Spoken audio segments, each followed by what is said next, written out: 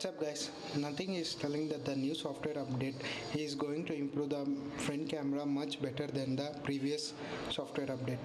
So first we are getting the software update. It's downloading. Before that I took the front camera selfie and we will compare from the after updated pic difference.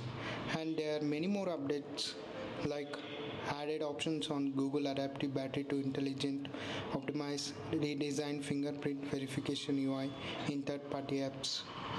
And the main improvement is the photo clarity when using the front camera has been improved. And as you can see, many updates and performance optimization have been revealed.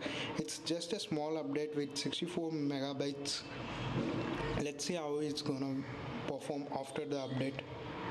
So this is image from the after updated and this is before update. As you can see, there is no major any update has been given or any improvements.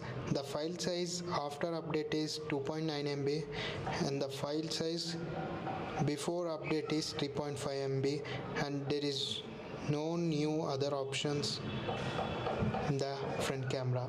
So this is not a major update. Let's see in the future if it gets many better updates.